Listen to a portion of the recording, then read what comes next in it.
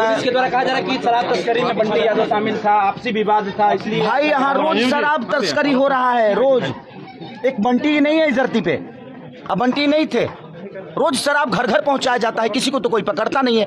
अब अपना सरकार क्या करती है, जब वो गलत होती है ना तो आपको दोषी बना देगी ताकि दुनिया का दोष उस पे ना लगे। प्रॉब्लम यही है, क्योंकि मैं सही हूँ तो मुझे सही होना है, तो मैं किसी को गलत बनाऊंगा तभी मैं सही हो पाऊंगा।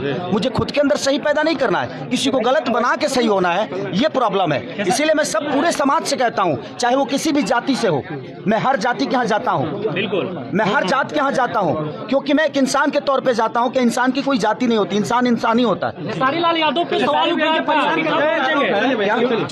उठ रहा था सर आपसे कि यहाँ बंटी यादव के घर कब पहुँचेंगे, लेकिन पहुँच गए लोग। सवाल उठा रहे भाई मैं हर जगह जाता हूँ, मुझे भी काम करना होता है तो बहुत सारी सिचुएशन होती है, टाइम नहीं। माइक नीचे करिए। आज सिर्फ बंटी ही नहीं बल्कि छपरा में भी एक हत्या है, छपरा में भी एक हत्या हुआ है पंकज यादव का, मैं वहाँ भी कल जा रहा हूँ। तो मुझसे जितना हो सकता है इस फैमिली को, अब मैं बेटा तो नहीं दे कहूँगा कि बच्चों के भविष्य के लिए जो कर सकती है, अब वो ना बंटी को ला सकती है ना बंटी दूसरा दे सकती है। तो मैं चाहता हूं कि बंटी को इंसाफ मिले और इन बच्चों के भविष्य के लिए सरकार जो बेहतर कर सकती है, बहन के भविष्य के लिए। माँ को बेटा तो नहीं मिल सकता, बट ये अनाज की जिंदगी ना जिए, उसके लिए सरकार को जो हो सकता है इस परिवार के लिए करना चाहिए। मैं हमेशा आजीवन सबके साथ खड़ा रहता हूँ और इस परिवार के साथ भी खड़ा हूँ। मेरी जो क्षमता है मैंने की है, आगे भी जरूरत पड़ेगी तो इस परिवार के लिए खड़ा। हो गया सबको कलाकार